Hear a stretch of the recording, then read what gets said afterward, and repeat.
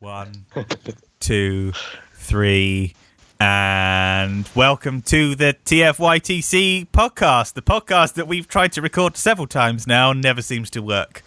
We did actually give this a go on Sunday night, only to find out that basically everything went wrong and decided we were going to give it a go on a Wednesday night. So we're going to keep this one fairly short because we're not going to keep it short at all. We're going to give it a good go. No, it's not going to happen, is it? Let's get the familiarities out the way. Tonight we have Stu the Mighty GRIMLOCK. Hello. How are you? What's new? What's going on? What's going on is not a lot, as always. Fantastic. Brad, how are you doing? Shabba. Mr. Love. Oh, were you talking to me then, yeah? Yeah, I was, because I'm trying to rocket through it, so I was asking how you were.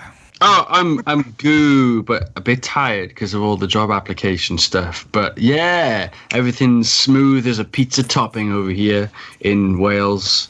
That's not very smooth, but take it as you will. Pizza's quite tasty. It's my failing. I love it. Pizza. Can I just say very quickly, Mr. Glenn Jakeman, who you did a podcast with the other day. The podcast is very good. If you want to listen to something interesting, go and listen to Brad talking to Glenn. Also, Glenn said very, very nice things on a YouTube video he made lately about us. So thank you very much, Glenn. Very grateful. Thank you, Glenn. Then I've got kissable lips. Lovely. Talked about Star Wars for ages. Agreed with loads of stuff. We gushed about it. It was lovely to go on Glenn's podcast. Yeah. It was a general talk about the 80s, which turned into an hour and a half of just like Star Wars, pretty much. So if you like a bit of Star Wars and you like a bit of Star Wars gushy, go and have a listen to Back to the 80s. Gushed like a specialist video. Oh man, specialist VHSs. Take them out of the shop in a brown paper bag. It's not like that anymore, is it? Always smelt a bit funny. Streaming. Yeah. Porn videos always smelt a little bit funny because they are always stored in the drawer and never got any air to them. I never sniffed one. Really? Well, you haven't lived, sunshine. Man, Did you never get the one that was doing the rounds in your year group at school? There was always one. Or was that just my school? No. I think that's fairly universal, isn't it? And now we've lowered the tone nicely right at the beginning of the podcast. We have a special guest tonight. I'm going to do the special guest thing properly because I've spoken to this gentleman on many occasions and it's been really interesting. And every bloody time I've sat there thinking this would have been really good in the bloody podcast. So here he is on the podcast, Mr. Antronus Nexus. It's Anton from the page. How you doing? Hello, I'm not too bad, thanks. What have you been up to? Anything good? I hope you can all hear me loud and clear. Yeah, we had some techno problems on Sunday, didn't we? Clearly, my laptop is outdated. Yes, I would say as a word to anyone who's got any plans on coming on the podcast one day, you can have all the clever gizmos in the world, but a good old mobile phone and a pair of headphones with a built-in microphone is by far the best way of going about doing this stuff. So you don't need clever gear. All you need is your phone. Just your phone. Because it's good to choke. That's Bob Hoskins' reference. He's gone now, but he was in Roger Rabbit. He was. That film is the number one fantasy of a thing that's not real for everybody. You mean Jessica Rabbit? Jessica Rabbit. Yeah. Jessica Rabbit. Yes, please. Stroke my ears. Mummy. Scene with Doom at the end always scared me as a kid, though. Yeah, he was terrifying. He Run was. over by a steamroller and then pops up. God, he's a toon, everyone says. And they were like, oh no, let's get him in the dip. So they get him in the dip. And then at the end, someone goes, hey, what was that, a rubber mask? Or something like that. And then it's over. And everyone's happy. I now work with someone who laughs exactly like Doom at the end of the film. Dear Lord, that's I know, terrifying. It's horrific. And everyone said to me, everyone said to me that he does it, and I'm like, no, not really. Absolutely laughs, like really high pitched, really squeaky, equally as strange. 21 years old, worst hairline you've ever seen. Mr. Anton to Cook. Guest of our podcast this week, which we're rocketing through because time's against us, so we need to be organised and concise, which is something that we're never good, and I'm exposing it now. You have made a bit of an oath to yourself recently, and I know this because we've spoken about it, to be better at YouTube. And I want you to sort of go back to the beginning of not how you started, because we'll possibly go over that later, but when did you decide I'm going to be a better YouTuber? Ooh. I think it's going to more or less rattle in after sort of the whole Auto Assembly 2015. I sort of took a break away from it. Kind of thought, you know what, I don't really want to do YouTube anymore because, it started dying a death or whatever. And I suppose it was just coming back to it with a bit more of a mature sense of, what do I want what I want my YouTube channel to be. And I think that's a general question that felt a lot of people who come to YouTube in the way of what is my channel for? Are you just going to be a reviewer? Are you just going to be a stop motion person? Or are you just going to be around vlogging thing? So it was just really I suppose it was the real sense of it was let's give this one more go. Because we had the boom of YouTube in when we all came together really in about 2012. And that's when it really came about. And, I think part of me kind of missed that huge boom of people coming into the franchise and the convention and everyone getting to know each other and the community starting up and whatnot. And I just thought, let's try and make something of it. Let's try and keep it a constant. And I just researched into it. I just what makes good videos. No, I'm not, to be honest with you, I never wanted to do reviews to start off with, but I kind of fell into that. Like everyone else, I suppose, did. Reviews were never not my forte. And to be honest with you, I'm bad at reviews at the best of times because I just sound like a answering machine robot. But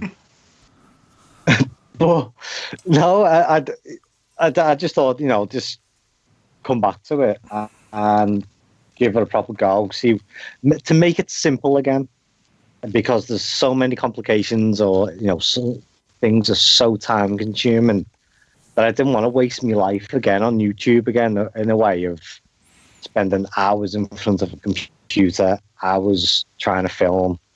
So it was just really going back to it and finding simpler solutions that are not going to eat into your daily life basically and make it a bit more enjoyable. And if you don't get views, then so what? It's not to be disheartened by it. Because I think that's one of the keys of enjoying it, I think, isn't it? If you're not getting views, you at least gotta don't make videos for views. Is the kind of deal, isn't it? If you're making videos for views, and you get so many people coming on and going, "Hey, I haven't got these views, I haven't got those views," and we had the conversation the other day about like the bigger YouTubers and the bigger reviewers are kind of proof of reviews maybe dying off because they're not getting the views anymore, nowhere near their sub counts. Yeah, that's true. And the people like Jobby and Few are exceeding their sub counts twice over. Yeah. But they're inclusive. They have fan clubs and they involve their little fan clubs. And Jobby, yes, he's big enough to call it a fan club. But you look at the following that Thew's got. The Thew would probably hate us talking about it right now and he'd get all shy and not want us to do it. But ultimately, Thew has... I'll pinch his little bum. Oh, Thew's got really loyal fan base.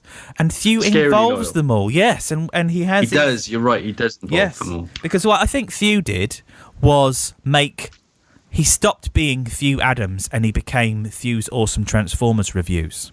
And I think when he made himself a brand, I think he transcended being one guy doing stuff. And because everyone can go and find him through his Facebook page instead of his personal stuff, it makes him accessible. Hi, Thew. Yes. How you doing?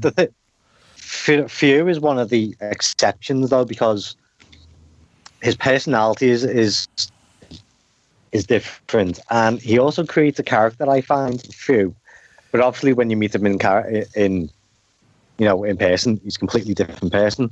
So he stays in that character, and he's got his own language, and he brings something different to reviews that very few other reviewers do. And that's what makes him, again, quite addictive to watch. He's funny, he's witty, he makes it into a parody. And this is the huge thing when it comes to YouTube is there's so much of the same thing that it becomes repetitive and boring to watch. And unless you're, let's say Ben's Collectibles, that Ben gets toys months before they even advertise or some. I don't know how. But again, he's been doing it long enough to have his fingers in the pies. He's a good communicator with these companies. I heard he's and a again, drug lord. people gravitate towards. Yeah, he is definitely plastic crack gangster. One of those ex-policeman drug lords. It's that. But it's What them just kind happened? of things that are unique. Sorry, mate. Fuck's sake. They went quiet, and everyone went quiet, and I thought I was on my own. But it's okay. It's okay. I'm in a box of my I own. was on my own. That YouTube's good, isn't it? So that YouTube. It is. Where's it gonna go? What's it gonna do? What's gonna happen? Reviews are kind of like old hat, crunchy hat. Crunchy hat is better than old hat, isn't it? Yes. Because crunchy hat means like it's got something like stale dried into it, and if you step on it and it crunches, it's like you're not going to get that out of the hat. You don't want crunchy Like socks, a though. crusty hat. I've got a crusty hat. Crusty hat. Yeah. Try to avoid a crusty I don't- sock. I don't- You're supposed to use a sock for that, Stu. Yeah. Putting on my head when I play Batman. So, just to get back on flow, because, God, this is just as bad as it normally is. So, what did you do to make a difference? I'm gonna say something controversial, but it's been pissing me off so much lately, and I just want to kill people. Sorry for that. I see an awful lot of people going, I work really hard at my YouTube, but nothing ever seems to work. And then you see people just woefully unprepared with poor lighting, picking a hair out of their mouth off camera and not editing it out and stuff. And you just sit there thinking like, well, you complain like mad. And when YouTube changed its policy that if you didn't have 1,000 people, they weren't going to give you any money. But you didn't have any money to have anyway. So what you want is you want more people to watch and you want more subscribers, but you're not even willing to really make an effort to find a nice place in your house with some good lighting. So what did you do? What was a conscious sort of visceral physical thing that you did to say this wasn't working before, this is what I'm going to change and this is what I'm going to do now? Because I know you did some stuff that was quite into apps and things like that, so just sort of run us through what changes you did.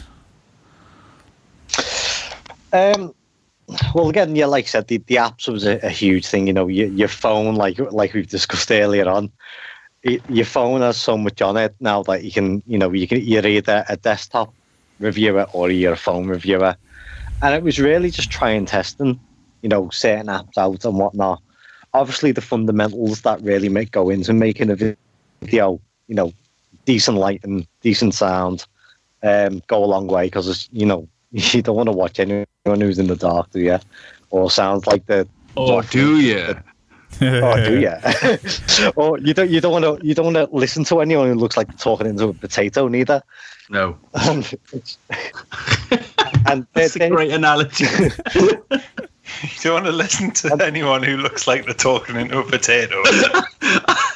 Can we just break that one down a little bit? I'm just signing up to a new. I'm starting a new channel now, talking into potatoes.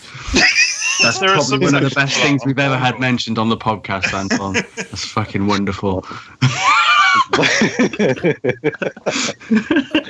Well, they're basic things, but it's again, like I mentioned before, it's trying to simplify things down to make like I said, making more. There's apps on your phone that you can edit as you go. Now the main thing is trying to deliver it, and it's all about the person. And this is where you get at when you talk about the fear and all that of who it is. Now, some people will gravitate towards other people. Some people might not like you. Some people might like you go to you for the latest toys, but I just researched. I just researched on the net, a lot of other how to do this, how to do that, and it's about things that are eye candy in a way. The biggest thing you always hear is thumbnails. You click on, I don't know, if your thumbnail's got boobs in it or anything like that, it's a definite click. It's a definite click, isn't it? Yeah, pretty much. It's like Pornhub doesn't exist for a second, isn't it? Oh! It's YouTube. It's Pornhub. Oh, sorry, wrong channel. It's like, but it's making things that I hate saying this are predictable, or people really are just like, what's in the public eye at the moment, and making that a catchy title or making it a catchy thumbnail. And those two things you'll always get when looking at some of these bigger YouTube how-to people. And it goes with the right tags, and then you get all this nonsense of the algorithms and the watch time. It's just an ongoing process, because it's like anything, you do it long enough, you get better at it. Yeah. But saying that, there's an opposite to it, because once you've got your substitute count, so say if you're in the thousands anyway, all that kind of falls redundant, because you've already got the audience there. You're going to get the hits anyway. Mm. Yes. At least a few. At least a few. And you've got a kind of like a base to build something new from. If you go a bit stale, then as well, I suppose, which would be the case. Yeah, definitely. Then, you've got a base to build yourself.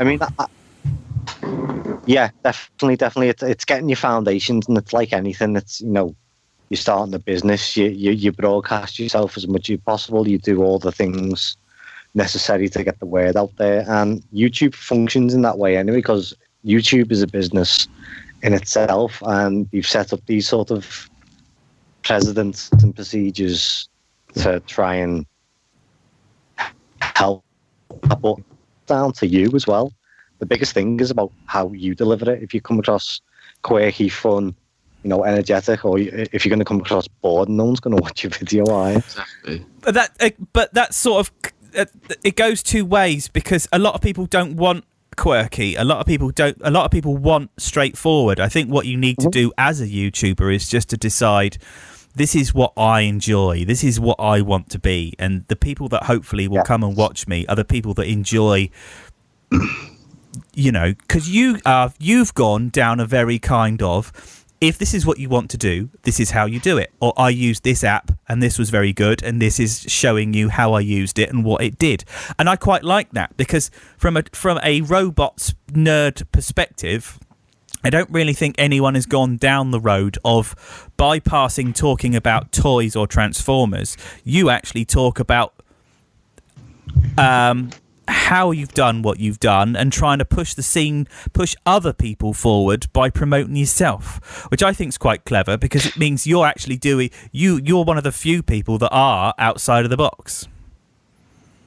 Yeah, that's the way I kind of like it. I suppose maybe, Brad can relate to this. It might be a teacher thing, but you see so many YouTubers or students doing this and that, and we're not getting anywhere. And at the end of the day, I'm a nobody on YouTube myself, but because whether people look into that kind of thing and acknowledge it, I thought maybe if I try, because at the end of the day, I've just got my information off them.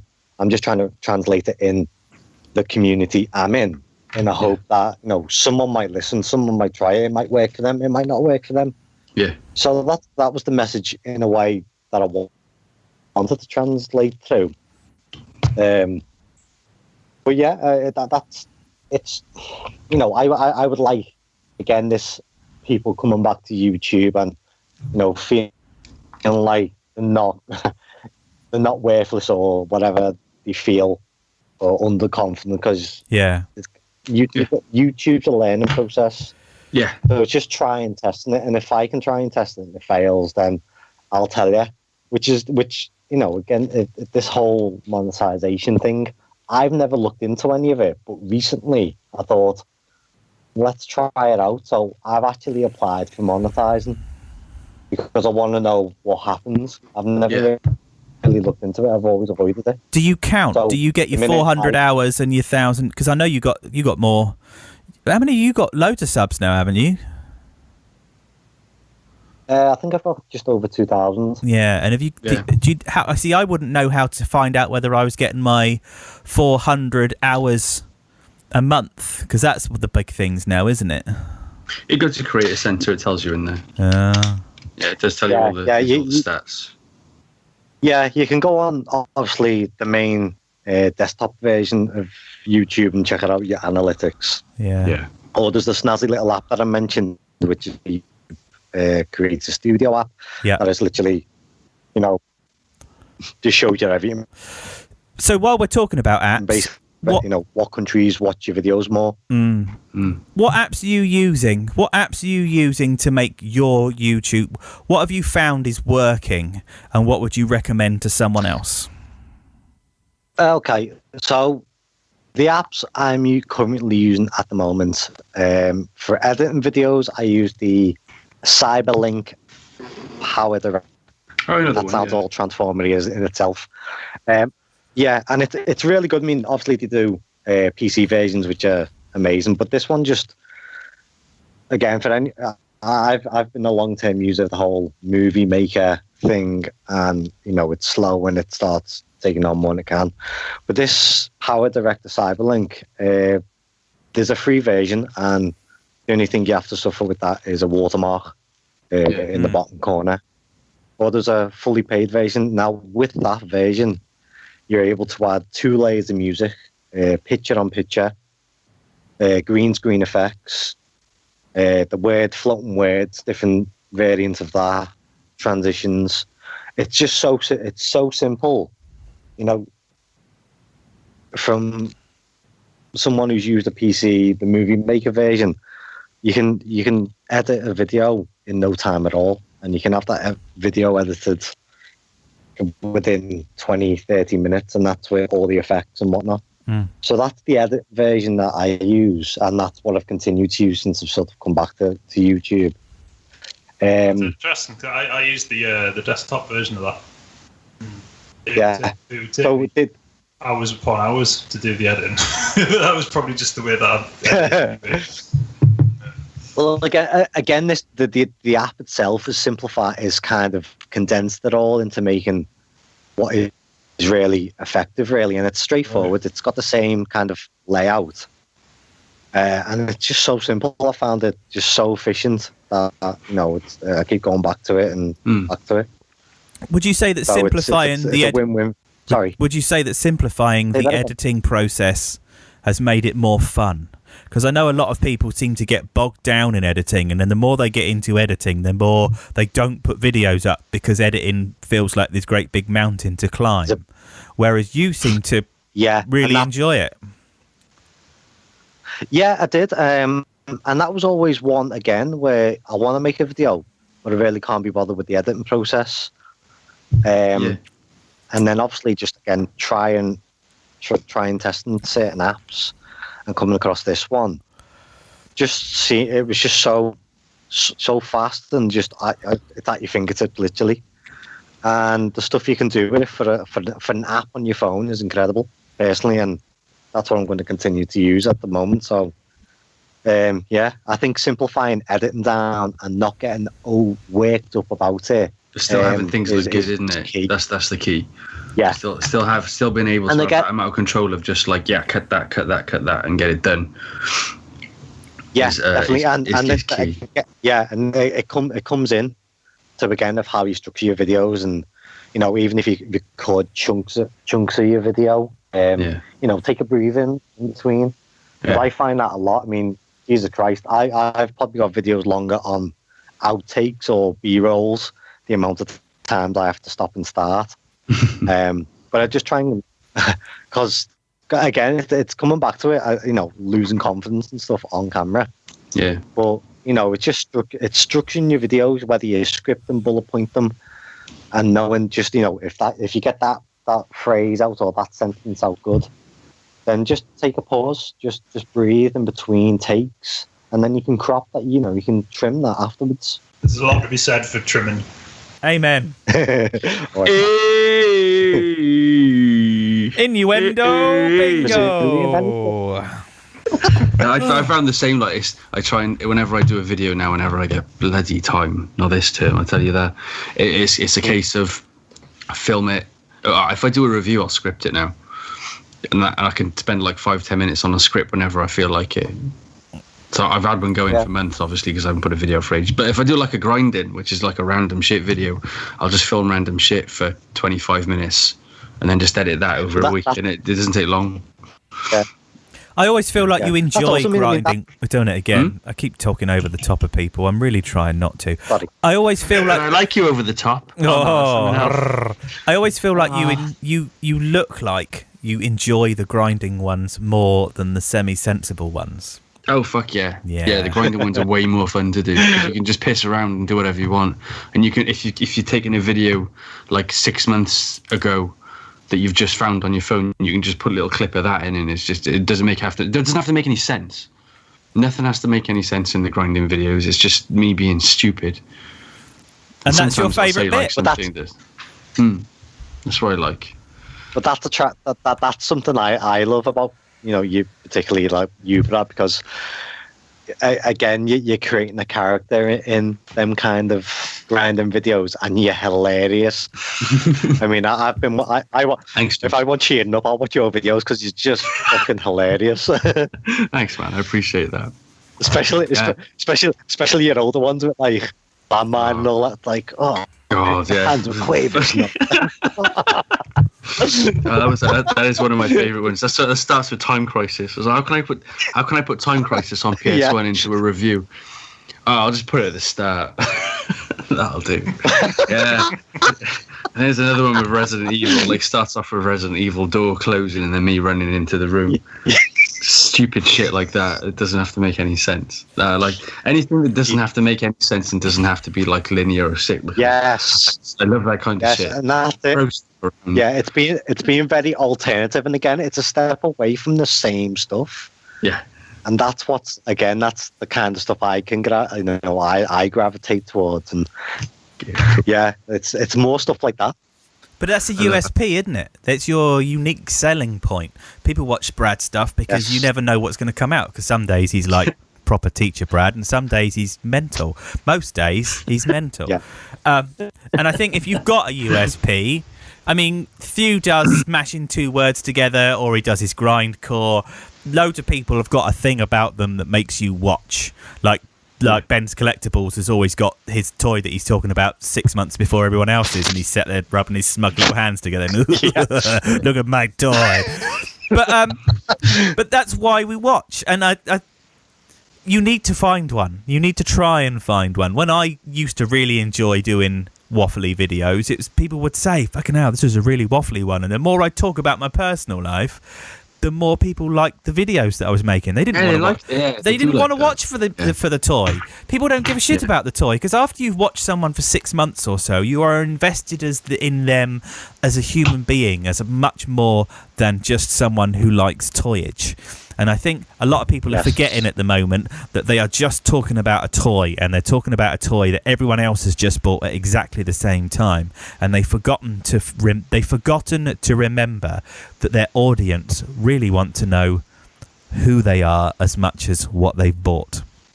Fair point. It's always been a rat race when it comes to, obviously, Transformers, and I'm sure it works in all other franchises, is if you've got that toy ahead of time and you get the reviews out, it's dishing that review out. But it's only a very short span, because people quickly just get sick of seeing the same thing. Yes. Yeah. As we might have mentioned before in the past once or twice. Yeah. And there's no point, like, say you've got like the Power of the Primes Dinobots. There's no point in doing a review now on the Power of the Primes Dinobots, even though like they're one of the hottest things going. It's like, because everyone's done a review. They've done the reviews that, you know, that show all the details. They've done the reviews that show how they look in different sexual positions. They've shown the review, shown the reviews with all the different weapons from all the different Dinobots and all the other Dinobots' hands. And then they've done the reviews where Snarl is dressed up like a porcupine playing tennis over on the ridge. But like they've all been done, and there's just no, because no one's going to. So if you turn on YouTube, like, and you see like, hey, Power of the Primes swoop review, come and have a look. It's like, well, I know about that toy. I've seen that toy. I watched one review. I'll tell you who I would watch though. I love a bit of Bisto. Oh yeah, I do love a bit of Rich, because he's just there like, fucking just all fucking being Bisto. I love that shit. I like Bisto that I feel like he hasn't lost since he's been sort of dominant on YouTube. He keeps it going with the whole Transformer of the Week thing. Yeah.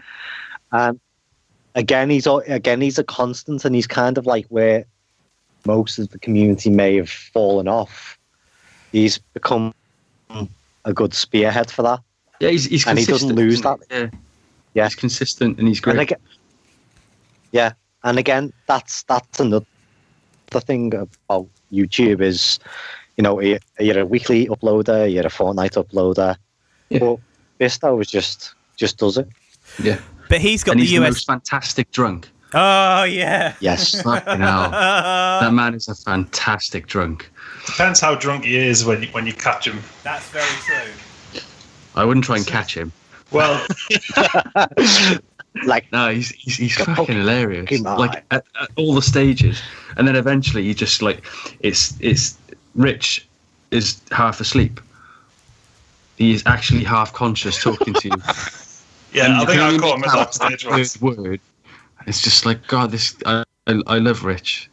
He's just such an incredible drunk. Just like, you know what drunk people smoke? The Rich can do that and look asleep at the same time. So you think he's gone, right? And then he'll pull another drag up. But it's only his arm and his lips that move. he's like a puppet. He's like an animatronic puppet. Brilliant. You see on the ghost train. I love it. Should we do questions? I was just about to say, should we do questions? We got Glenn's question. Glenn Jakeman. I did a podcast with Glenn. He is lovely. He lives in Swansea, just down the road. That's more Welsh than Cardiff. Glenn says, I buy toys mainly based on character, but does that ever factor into your toy buying decisions? Yeah, it does to me. I will buy toys based on character. I like Hot Shot. Yes. Are we just going yes? I think we're all sort of known for the characters we like, aren't we? Yes. Apart from perhaps Anton. I don't know. Anton said yes, but can you elaborate a little, Anton? I like getting characters, obviously, with a more sort of personal sort of characteristic, if you will. I'll just buy stuff that, like, in groups, whether to complete like a record group or whatnot. But if I am trying to get a character, I like to look into their bio first and see where they've been in the universe and what they've done, what their sort of emotional connections are with characters and stuff. So you do it almost back to front, really, because a lot of people would be reading one of the comics or watching them on the cartoons and go, oh, I really like that character, I'm going to try and get their toy. And you'd look at the toy and go, I really like that toy, I'm going to find out more about the character. Yeah.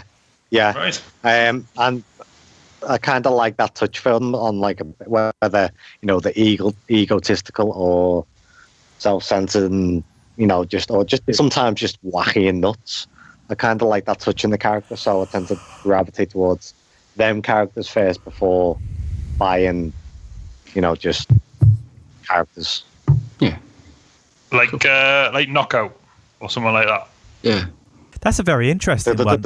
Because I was about to say, no, I don't buy like that. But Knockout from Transformers Prime being awesome would absolutely make me want to buy the plastic equivalent of him. I hadn't thought of it like that. Yeah. It works the same, very much the same. Like, I find it's very similar with Gundam kits. that, like, I can, when they release a bunch of Gundam kit images, I think, like, I'll get that one, I'm not having that one's okay. But then if I see one in the show and I've previously thought, like, nah, I'm not interested, and it's amazing in one of the shows, then I'm all over that shit. If I put it inside me, I'll build it first. Like, if you want to put it in little bits, never get them all back out. Are we good? Yeah. Glenn's next question. Which GoBot would you bring into the Titans Return line given the chance, and why? If not, why not? Discuss given examples. I don't know any GoBots apart from Puzzler. Really? You don't know? I know lead one and like the scooter, and there's that red car. Turbo. Yeah. Turbo. He was Coptor. Coptor. And Cycle. Yeah. I lied when I said I don't know any GoBots. And Command Center guy. I don't know. I'd probably Turbo because he was almost my favourite GoBot because he was a car. Cool. Yeah, he was just a car, a fast car. There's nothing wrong with fast cars. Crasher. It wouldn't. Oh, Crasher. Oh, Crasher. A lot of these wouldn't take too much repainting, would it? If they wanted to do years as well, and that's like. I lied when I said I don't know any GoBots. I clearly do. I'd quite like Crasher back because Crasher is like a lady equivalent of what Barricade is in the movies. A little bit sadistic and just angry and wants to burn the world. And But Emily didn't likes they bring her. So. Crasher out? Wasn't there Fracture? Fracture they've done, but Fracture was Classics Mirage. it would be really nice to actually see Crasher and not like a... Well, it's kind of them, but it's not all at the same time. You could repaint Power of the Prime's Jazz into Crasher because it's the same kind of Porsche. Yes. Oh my god, that's Emily's. That's totally Emily's Christmas present when I paint one up. Except that she'll listen to this and now I can't do it. So sorry, love. You shot yourself in the foot. Couldn't afford things. Well, now you're gonna have to do it anyway. Yeah. Just don't tell. Did she listen to the podcast? Yes. Right, Emily. She just lied. She only listens to it for your voice, Brad. Now she won't expect it. Job done. Stu, GoBot.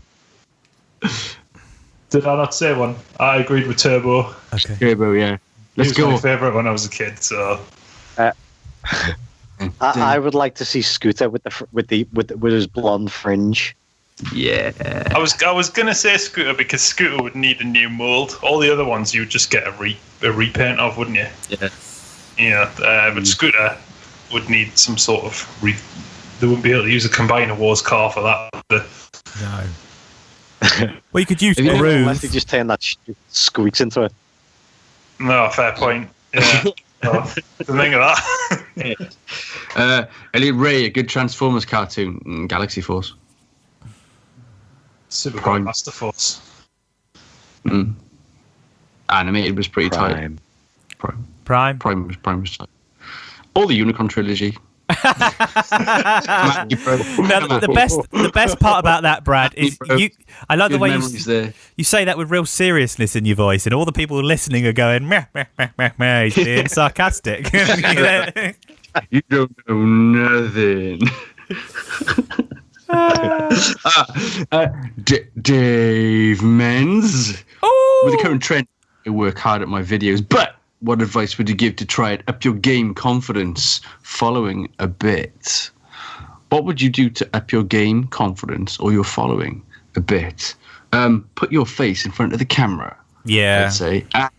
Learn, I don't say learn, but get used to just chatting shit and being yourself in front of the camera. I guess. And not giving a crap of what other people think when you get negative feedback. Yeah, I think one of the big things is be afraid to fail. Don't be afraid to fail. You're not really failing if you get negative feedback because it's still like... Yes. Not publicity, it's still attention. Yep. Mm-hmm. End of the day, if you... Go on, Stu. I was just going to say the best thing about editing is that you can make yourself appear however you want. Yeah. Time. It's So don't put something out if you're not happy with it. If you are happy with it, and well, I don't know where I'm going with that. How many times have you heard people say, I don't watch my own videos back? I don't watch my own videos back. But then you're sat there like, well, what if you say something really stupid that you didn't realise, and then you've just put it up blindly, hoping that people are going to watch it, and then when someone gives you a kick in later on, you sort of then delete the video and hope no one noticed, by which time it's too late. Watch your own stuff back. What if you I used to edit mine to within an inch of the life, and then and then you don't uploaded them. You don't make YouTube videos anymore.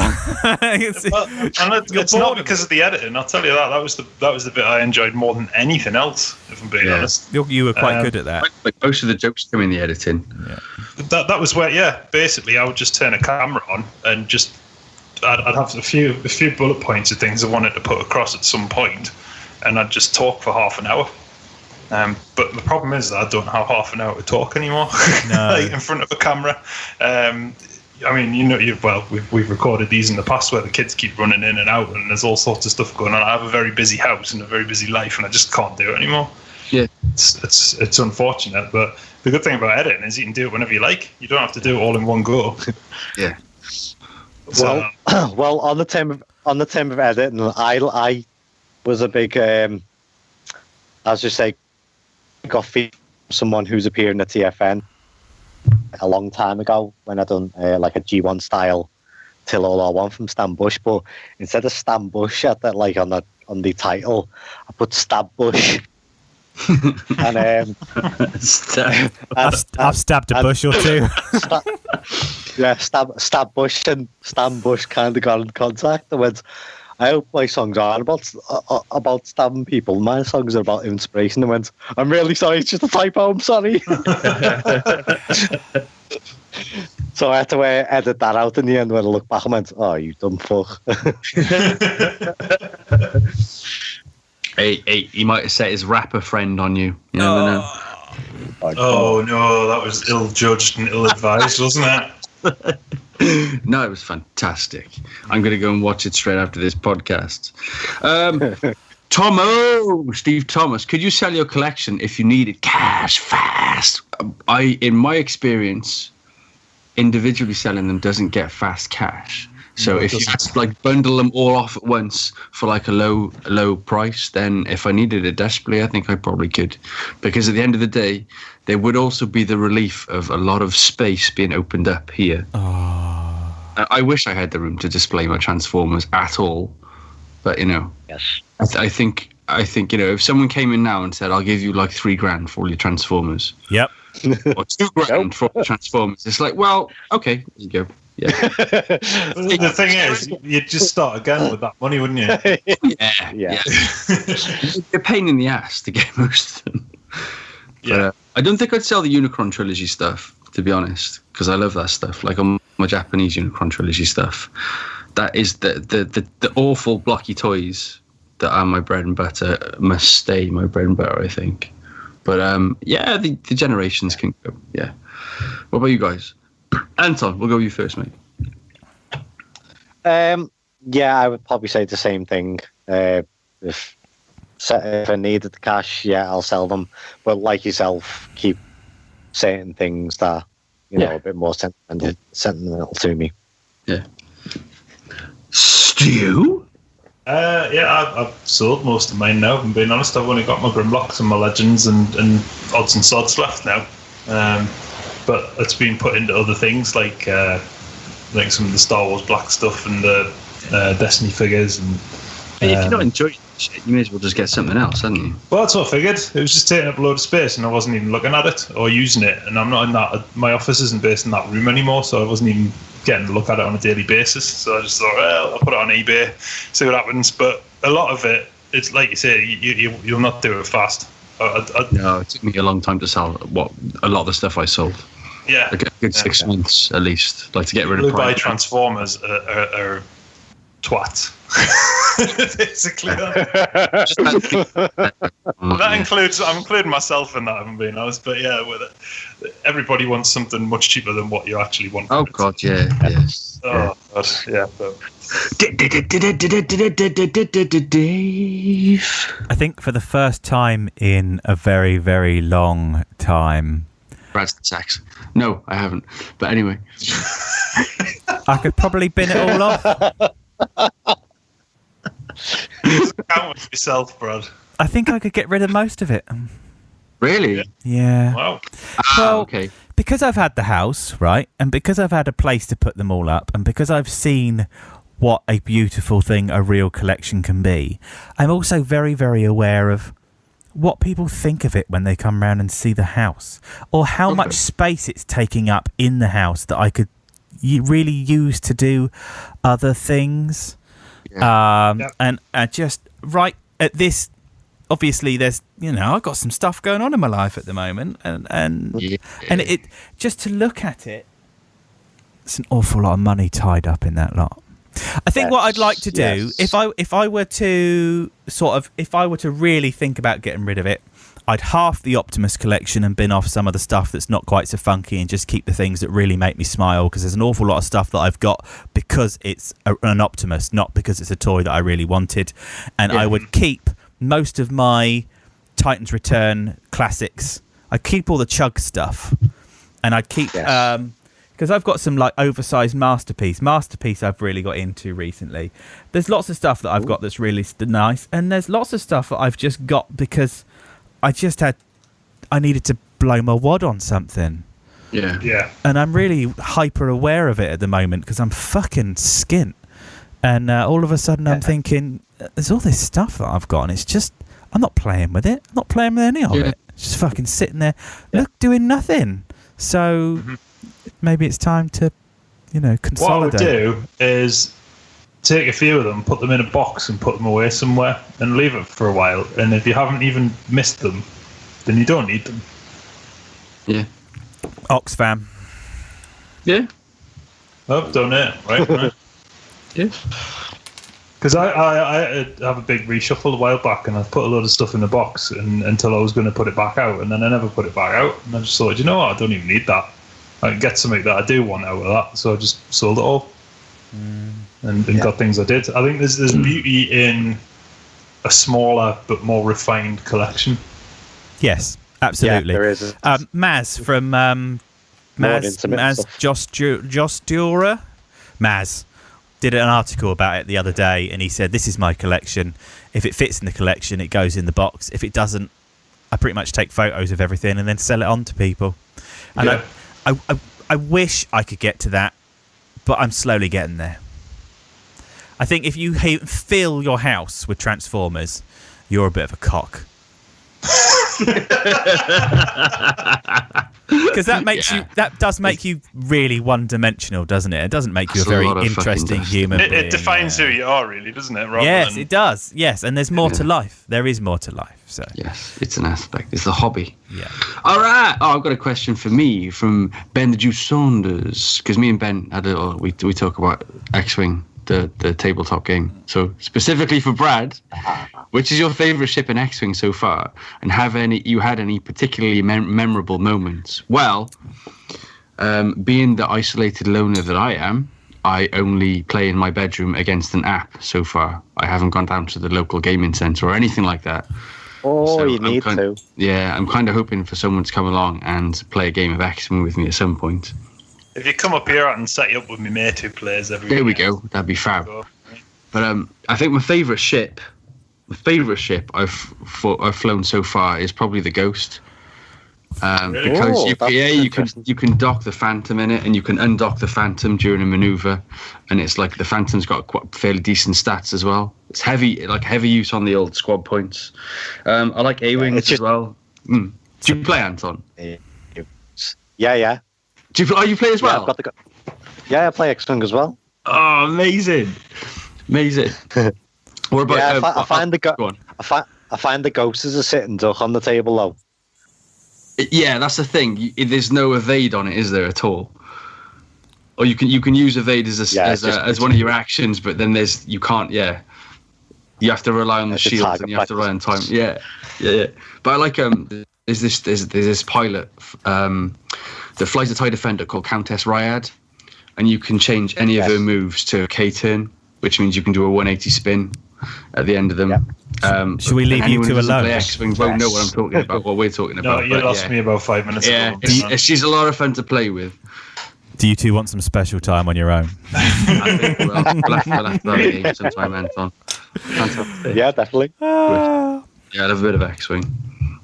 Yeah, the outright. Say again, sorry. I sorry to interrupt you then. Did you play locally then? Have you played other people? Yeah. There's a few gaming halls around by in Liverpool city centre, so just go along there like every Tuesday when I can get, or when they hold tournaments and whatnot. Oh, sweet. So you're way more experienced than I am then in all of this. Again, it was Ben who got me into it. Is it? And then, yeah, just rubbed off on me, and then you just realised, yeah, it's quite enjoyable again. So, yeah. The model. What's your favourite ship then? I mean, it was one of my first ships, but I still use it because it's so diverse. Is the Outrider? Yeah, I've got the Outrider as well. It's pretty damn good, isn't it? Yeah, 5 shields, 5. Is it? Yeah. Yeah. And the turret's amazing on it as well. Yeah, 360 turrets are just spot on in that game. I love them. Yeah. Wicked. Oh, love it. That was a nice little surprise then. Didn't know Anton played a bit of X-Wing. Cool. Oh yeah. That's very very. It's one of those rabbit holes, isn't it? Like you go, oh, I'll just get this, and then like millions of pounds later, you've got everything. Yeah. And there's more stuff coming out all the time. That's what happened to me, mate. He went up and he was like, oh, I've just picked up this today. I just thought it looked really cool. And I was like, oh dear. I know what's going to happen now. And every time he's in town, oh, I've just bought this. Oh, I've just bought this. Oh, I've just bought this. Oh, it's like, bloody hell, mate. Yeah.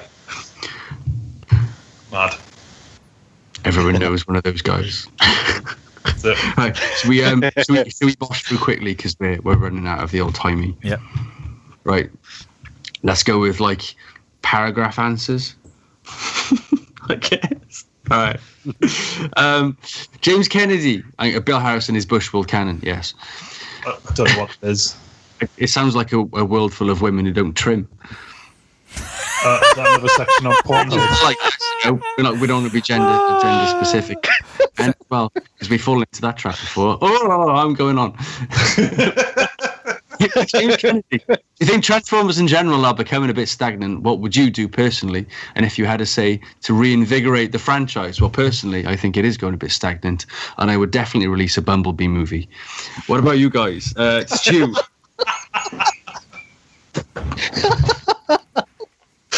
I think you've nailed it. That is the way to get fans back into the franchise, is to release a movie based entirely upon one character that they can all universally agree they hate. Perfect. Yeah, I would. I've been saying it for a long time. I think they need to.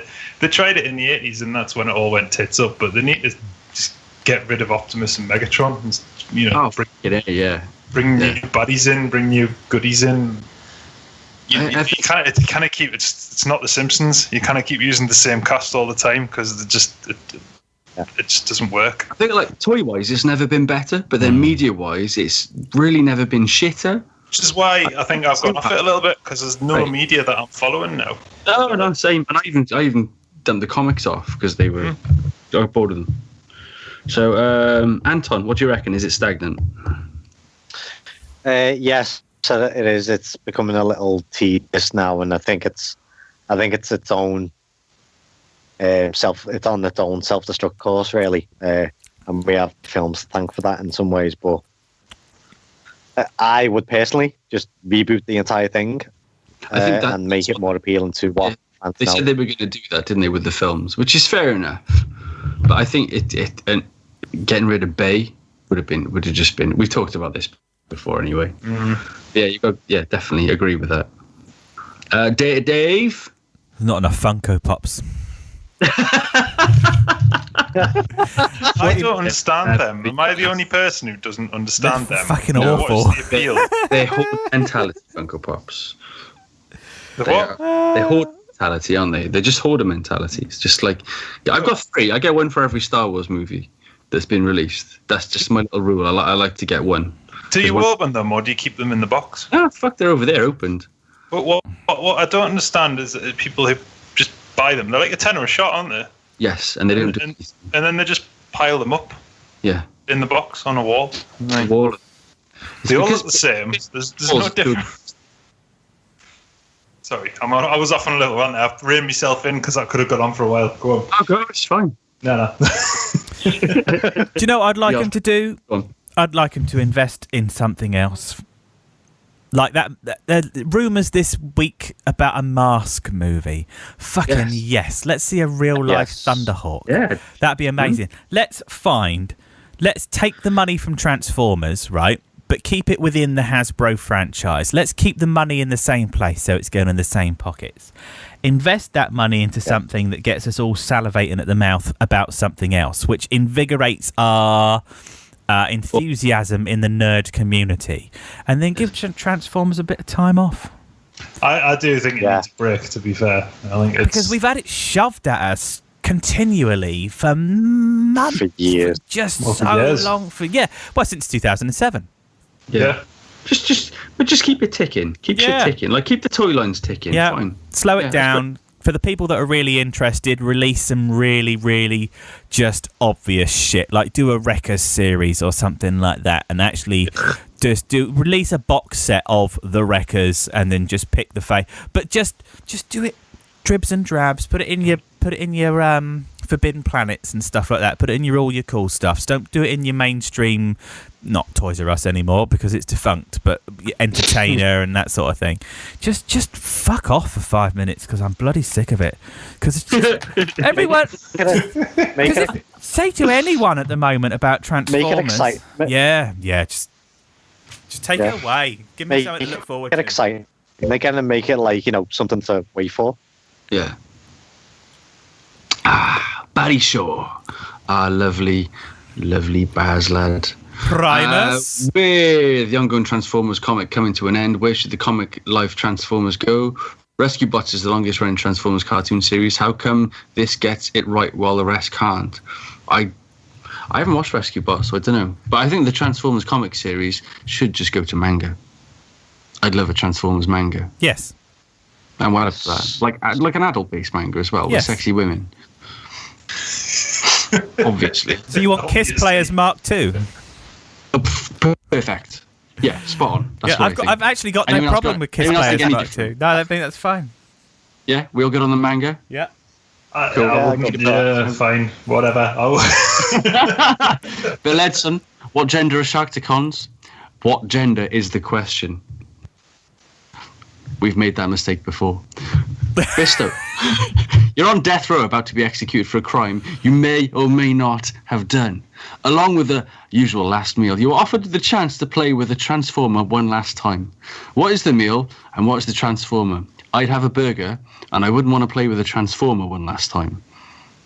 I'd probably go for a Generation Springer because it's just fun, Or Sandstorm. What about you guys? What's your last meal? What's your last Transformer to play with? Wow, that's a good question. Last meal would be cold pizza. Oh, mate, I didn't think of that. It's got to be cold pizza. That's the food of kings. Oh, Phil, they didn't have that in cold curry like night from the night before. Okay. The toy I would play with would either be the original Masterpiece Megatron or that god-awful movie Optimus Prime that no one could transform, because if I could never transform it, they could never send me to the chair. I was thinking along the lines of basically something that would want to make you kill yourself anyway. Oh, well, no, I was just thinking prolonging my life. Sorry, I was just thinking, no, you've got to wait until I finished, and I'd be there like for 50 years trying to transform it into vehicle mode. Anton, what about you, man? I would go with lasagna, hot or cold. Oh, nice. Because I love lasagna, the Garfield food. Toy-wise, I'd probably have to say Generations Wheeljack, because it was good. Yeah, it was just nice toy. Dave's on death row. Dave needs a last meal and a Transformer to play with. What does Dave? It's got to be a Petroni's pizza from Petroni's Pizza Place in Totton, because they do square pizza and it's beautiful. Ooh, it's nice. Pepperoni and bacon with a deep pan, and it would be Buster Prime. the Revenge of the Fallen leader class Optimus Prime, probably the one that Stu was talking about that he couldn't do, which was just Is that the one I would never ever be able to transform, and I'd be sitting on death row, like in my 70s, while you'd all gone. Yes, well, I own about 7 of them, so it wouldn't take that long. That's my. If I have a pick up and play toy, I love that toy. I love doing it. I love playing with it. It looks. It is my ultimate. I think it's the best. I think it's the best Transformer. Yeah. I've never opened it since. Never opened it since I bought it, and I bought it for a $5 from Asda. What, the leader class one? Yeah, leader class one. They were selling them off. Okay. Jeff Fire and the leader class Optimus Prime for a $5 each. Wow, that's a sweet deal right there. And I've never opened. Just give us a yes or no for this one, guys. Have you seen the new Han Solo trailer? What do you think? I'm just going to go all around yes. Yes. What did you think? Yes. It's okay, to be different, Stu. Jury's out. Oh, okay. Okay, Stu gives it an almighty no then. That wasn't an almighty no. I could go into it for quite a while. I'm not. Right, not, Stu. not we know you hate Star Wars. It's fine. Fuck off. You hate Star Wars. No, I can totally understand your point of view on it, but I hope you enjoy it as much as I know I will. I hope I'm going to enjoy Honestly, it. No, I am going to enjoy it or not, but yeah, I'm on board. I very much like the idea of, like, what's the word? Like extracurricular type Star Wars, like things within the Star Wars universe. I like all that. Not entirely certain about going back and upon. Sorry, I'm away again, aren't I? Sorry. They should have, like Rogue One, a Star Wars story. They should have Rogue One extracurricular Star Wars. Extracurricular Star Wars. Oh, that's amazing. It's because I know we're going to find out, like, where he got his vest from, and I don't care where he got his vest from.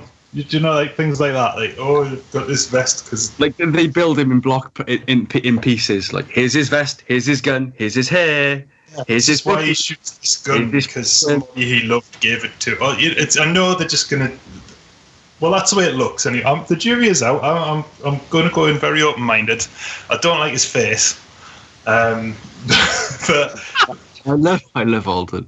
But I absolutely love Donald Glover. Yeah.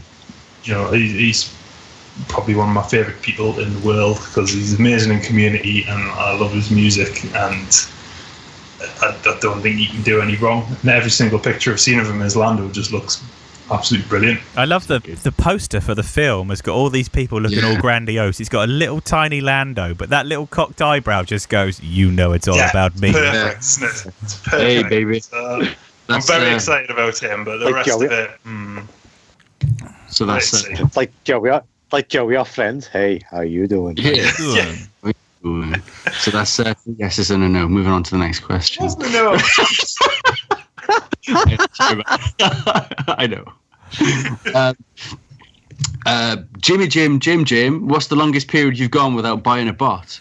I don't actually know. Maybe 3-4 months? Between lines? Depends how much of a line I buy at once. So if I buy the whole line at once, then you just wait for the next wave to come in. And it's like 3-4 months, I guess. Not at the moment, it's not. What's that? Not at the moment, it's not. At the moment, it's like every 5 seconds. Science, probably about 4, almost a year, maybe. I don't know. You could have a baby in that time. Probably have at one point or another.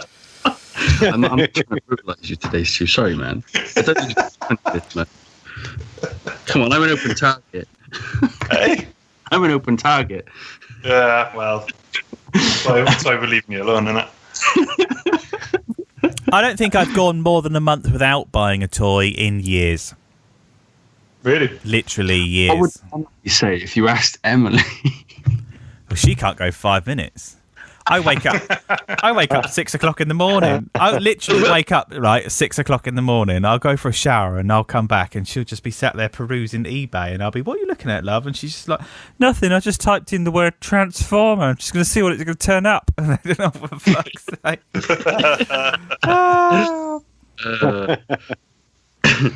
After that, Paul. Did we ask everyone? Did Anton, did we ask you as well?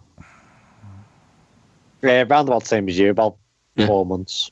Yeah. It depends what's out, doesn't it?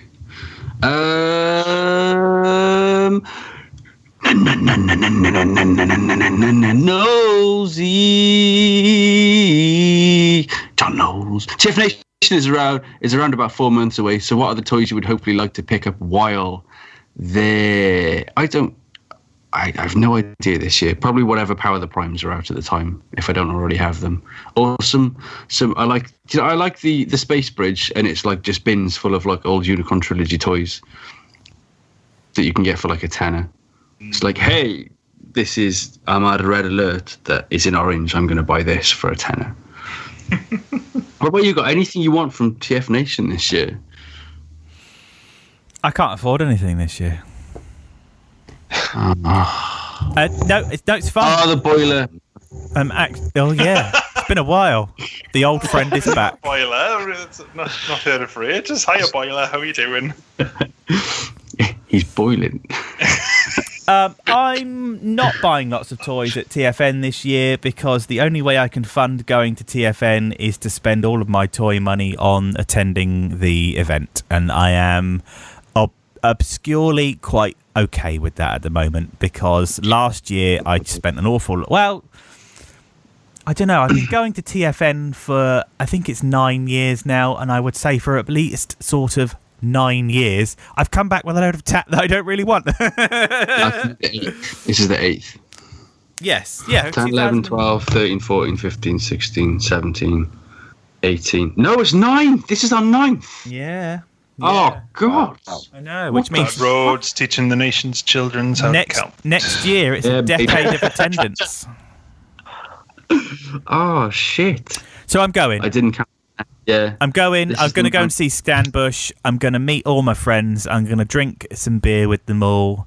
I'm going to remain fairly sensible. You'll all find out why soon. And I'm just going to enjoy being there. But, Stu, is he going to see all his friends? No. I'm not. No. I'm not going. I won't be buying anything at TF Nation because I'm not going to be there. Buy you something. Like, we'll buy you some noodles from the noodle stand and mail them up to you. Oh, don't, because last time with the dog got food poisoning. Oh, you did, shit. Yeah, your face on that last day was just like fucking early. That was horrible. Fucking shit, like, I want to go home. Nothing worse than that. Anton, what are you looking to buy this year? I'd probably say I'm just going to see what Power of the Primes take me fancy when I'm there. Probably won't end up buying any, but I really want to try and get a Fans Project Steel Core. If possible. Yeah, really? I've only ever seen one there. Yeah, I've seen them every year. And I always hesitate on. Yeah. So yeah, I think I'm definitely going to be lying for one if I see one this year. I'd quite like something exclusive because last year I bought Barricade, and I think if I'm not going to spend any money and TFN do something that you can only get at that year's TFN just to show that you were there, even if it's a T-shirt or something like that, I think the one thing that I'd like to get from now on is whatever their that year item is, like a Barricade or a T-shirt or something like that. I quite like the idea of just collecting the stuff that just shows that you were there. Yeah. Community, you know, just to be part of it. Like tissues full of sweat. Yes. I just go up and like people's, like put my hand up the back of people's shirts with a handkerchief. I won't even ask them their names, but I'll just collect whatever residues on the back of them. Do it to H after he's been wearing a leather jacket. The leather jacket is his skin. That is H naked. H walks around naked. Just he hasn't told many people. Where are we? Also, you guys should plug my Totally Real and Not At All an April Fool's Joke companion podcast. Oh, I thought Jim was going to keep that up. Yeah, do it. Do it again. Skipped up a bit as well. Jim, get on it, man. I'll join you for a podcast at some point. I haven't got anything else to do. So I'm not married, or got kids, or a girlfriend. I'm lonely.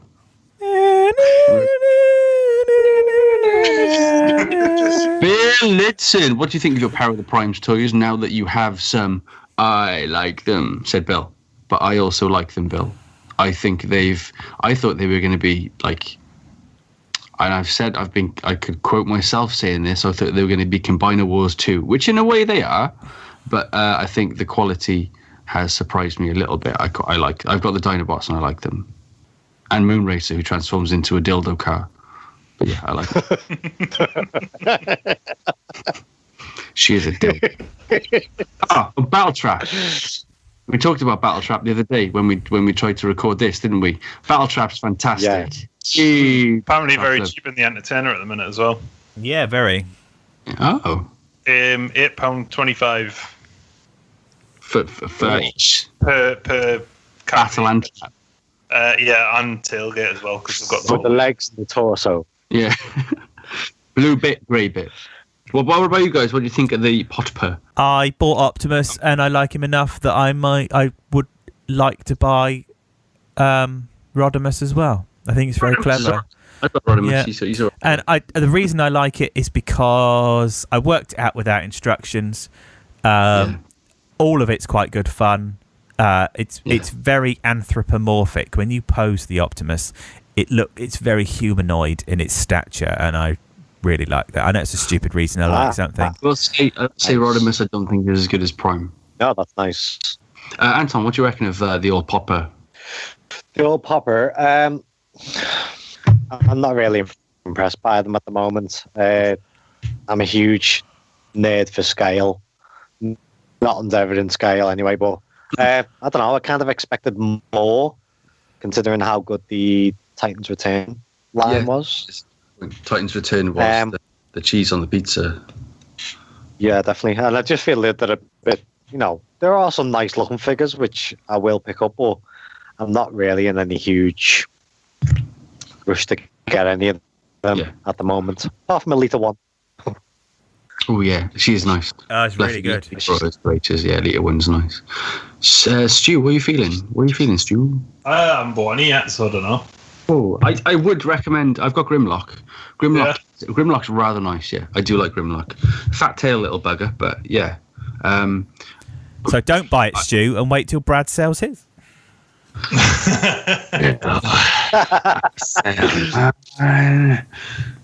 I'm finding issues with value at the minute. Now, I do keep picking them up in the shops because he's only like 24 quid, which is fairly acceptable.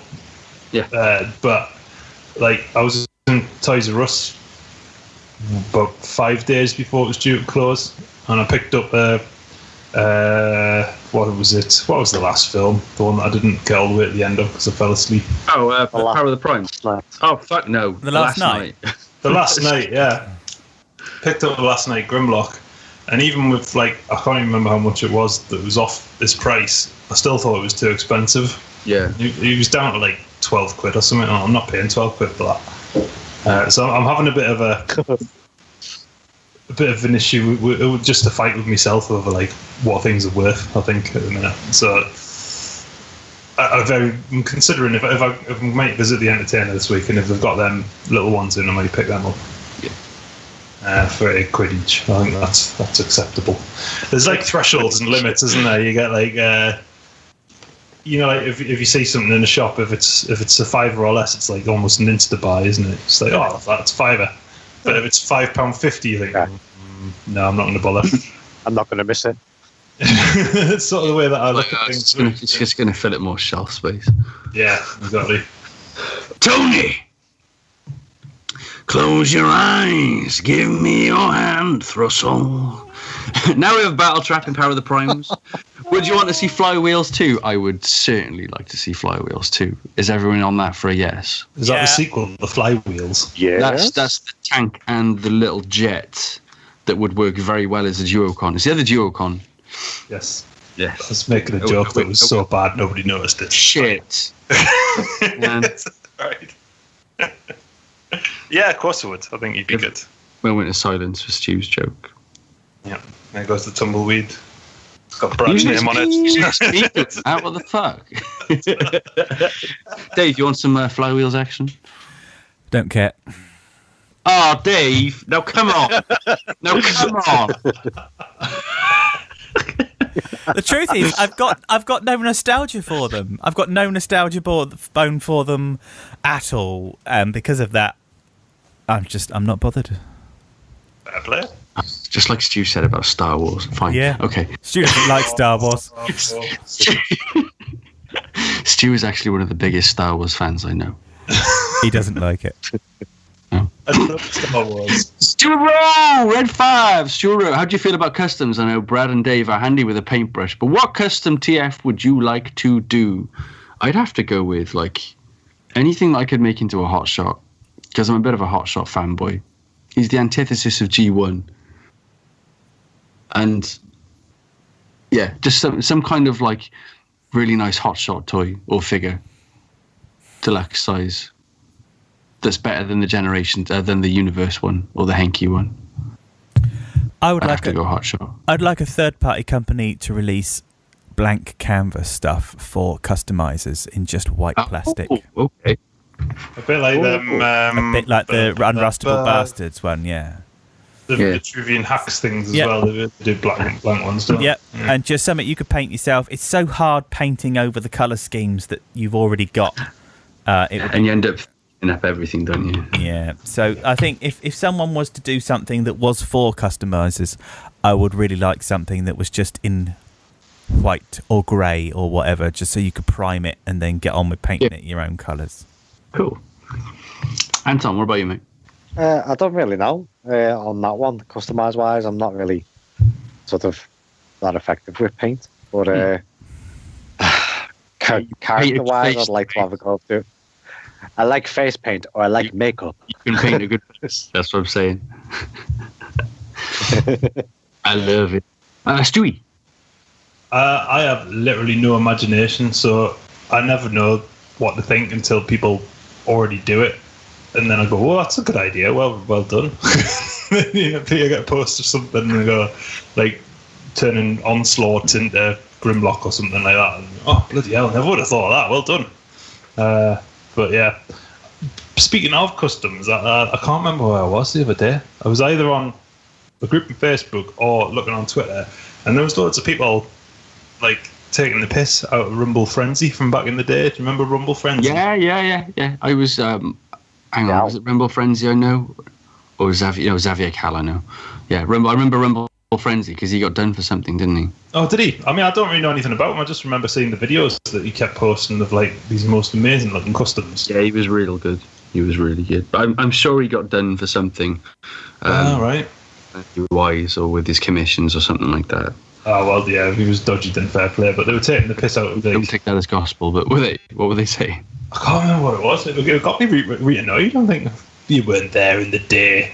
You don't remember. You know, we didn't have combiners back then. We had to imagine them. There was no third party. He used to make loads of stuff like that, didn't he? It was always Unicron's thighs, and then loads of stuff attached to it. Well, yeah, of course it was. There wasn't anything else to use. Pentons and things like that, yeah. Crumbs, like. There was no Ultra Magnus. It was only City Commander. Yeah, exactly. That was like way back in those days. But, never mind. Yeah. They were like holy grails. They were, weren't they? Yeah. We're on the home stretch. We're on the home stretch. We've got just questions which take about 2 seconds to answer, and then we got a John Grieve question. So, Bill Harrison, what's the story behind those third-party bike robots I keep seeing photos of? Are we talking about Unrestable Bastards? I'm presuming that's what it is. Are Unrestable Bastards, and they something to do with Sid. They are Sid's company. They are Sid's robot. company. Yeah. They are. and they are transforming third-party bike robots. They're very good too. Are they good? Yeah, they look really clever, man. They do look very clever. I'm not sure if I'm into the premise of them. I think if you could take a Diaclone and then do a Takara and sort of make a better backstory for them, then I think they'd be a bit more. But yeah, they're beautiful. The quality of your plastic in your hands, the ball joints, they're very good. They're really well done. So, Bill, I hope that that answer was worth the wait instead of just using Google 2 weeks ago.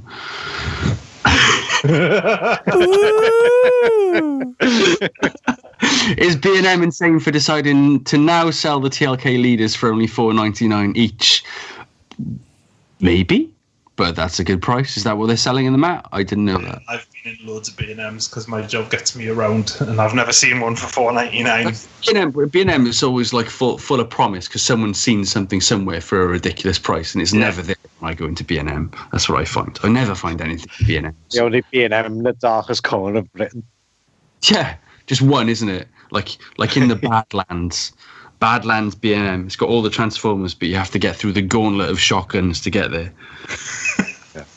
Yeah. That sounds like the one in Castleford. And then saying that someone's probably just took it into B&M to get the attention of, oh, look, I found a B&M. Everyone sub this guy. That is the key to YouTube. Take shit into B&M and put fake prices on it. Everyone will sub you. We've or do the other thing. Go on, mate. Do the other thing where they swap the figure around. Oh, look at this! Someone's packaged their John Hotshot in an Optimus Prime box. It was the one I saw the other day. Someone had repackaged the Last Night Barricade with an animated sound wave. And it's like, surely the animated sound wave is worth 3 times more. Drives. Transformed things I've ever seen. Drives me insane seeing that stuff. It's like, oh, I love it. Lastly, John Grieve. What DVD is Brad taking to TFN for Stan Bush to sign, and why is it Bloodsport? We've got to think about Bloodsport. Bloodsport's fantastic. Stan Bush did the soundtrack for Bloodsport, and Ray from Bloodsport is one of my favourite characters ever. Has anyone seen Bloodsport? Yes. A long time ago. One of Mrs. B's favourite films because she loves Jean-Claude. I've got it on VHS. VHS. What's a videotape? Yeah. For all mods, favourite non-TF movie Stan Bush song? This is the point where everyone says they don't know. It's okay to not know. Should we leave it at that? It's all right. I quite like In This Life from the same titled album. I was just going to say the same thing, Stu. that was the first song on my head. It's like, oh no. I do like a bit of Stan Bush every now and again. I've got his entire back catalogue, so it'll be a shame that I'm not going to get to see him this year. But never mind. Well, I would have said Ground Zero, but they just changed the words to LR1. That was Transformers related in the first place, though, wasn't it? Because Ground Zero was like the TFCon exclusive song or something. And then he rewrote it and did it for the 07 movie, I think. The Wolfstar song, yeah. Yeah. And then because the people who made Fall of Cybertron were like, felt a bit sorry that he didn't get even considered for the soundtrack. And I picked him up that way, I think. But I might have just made all that up in my head. I'm pretty sure that's what happened. I'm convinced. Well, that'll do. Hey, what's your favourite non-TF movie Stan Bush song, and why is it Spice World? It's Spice World, obviously. Is that the one that the Spice Girls were in, yeah? Wasn't that the movie? That's the movie, yeah, that's not the song. The movie from Spice World. Hang on, what was the song from Spice World? Too much! How the hell do you know that? Something is better. No, that's not the name of the song, but that's in the lyrics. Dare. Dare. Because that's a very non-TF Transformers song. So it's better, I don't know. I gave. I'm only going to just see him sing Dare. That's it. And the entire amount of money that I'm spending for that weekend is just to go and see Stan Bush sing Dare. So it's going to be worth all the money. Yep. Can't fucking wait to see the dance floor. Yep. And I hope that they have a very good PA that like completely overpowers the entire audience. Otherwise, you're never going to hear him. It's going to be shit. Mosh pit. If there's a pit, I'm straight in there. Oh, Stan Bush Wall of Death. That's what you need. Oh, mate. But I have bought the double 12-inch vinyl so I can actually take a silver Sharpie pen and get him to sign it. Ooh. And then I can put it behind a bit of glass and just sort of... It's just one of those things, isn't it? It's so rare to have that. So that's why. It is. And I can't believe we've come to the end of the podcast and not made any sex references. It's unbelievable, isn't it? Well, you don't remember what it is, do you, Brad? No. No, he had it recently, didn't he? So, or have I just made that up as well? No. No sex for me. I'm sure you said that earlier on, Brad. No, I haven't.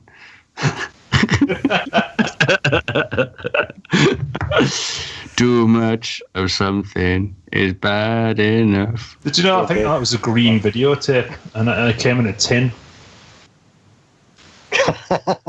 I've I just seem to remember that from one of my old retail days. It wouldn't fit in one of the plastic boxes that you had to put videos in back in those days to stop people from stealing them. Well, yeah. What were they called? Safers, I think they were called. Yeah, They're called safers, that's right, yes. I couldn't remember that. Safers, yeah. Put it in a safer. Never made anything safer. Is that the end? Are we done? Are we done for a month? Yes. We got it done, boys. We got it done. We did it. We all sounded silky smooth. Yeah. Smooth as silk. 2 cancellations and 1 lack of technology, and we're finally got where we need to be. Very good. Yeah, it's like my love life. Yeah. Thank you, Brad. Thank you, Stu. And thank you, Anton, for your wise words on how to be a YouTube superstar. Too much. Nothing is bad enough. Stop right now. Thank you very much. And last time I did this, Tony actually listened and commented, so I should probably stop. You're not going to stop. He probably hit me in summer. Yeah. You're expecting a full tribute album soon. He can't fucking hit me with a beer in each hand. You never close your eyes anymore. Never close your eyes. Can I turn this off now or what? Ladies and gentlemen, thank you for listening to our waffle. If you've got to the end of the podcast, if you've got to this bit, right, then should we think of a random safety word that we can put on the page just to show that people listen to the end? Safety word. Let's just say socks. What? Socks. Socks. Yeah. Socks. Yeah, socks. Okay, put socks. If you've got fucking socks, yeah, okay. If you've got to the end of the podcast, right, and you've listened this far, right, what I want you to do is go on to just put on the TFYTC, just one word on its own, socks. And on that note, SOCKS, not SOX. That doesn't count. Okay, What? You're all socks. about the rules today, aren't you, Teacher Brad? Socks you wear. Yeah. Oh, right. Sorry. You know the shop, CEX? Yes. It's not pronounced CEX. Yes. No, it's sex, isn't it? Is it sex? Yeah. Frightened me, like. I rang them up at the weekend. Sorry, I've gone completely off track. I rang them up at the weekend to try and see if they had a game in because one of my boys was after something. And it said, "Thank you for ringing sex." And I thought, what have I just rang here? Why did I call it that? Ridiculous. Yeah. But anyway, sorry. Yeah, bye. Bye. I'm turning it off now. Turning it off. Bye. Bye. Bye. Oh, don't put DP on your testicles. No, don't do that. Or that mint sauce stuff. It's like mince, yes. or original sauce. Ooh, my. Mr. Cool. We'll just end on that. Don't go out clubbing all weekend, take loads of Smarties, and then go home and live at your mum's house. And on that...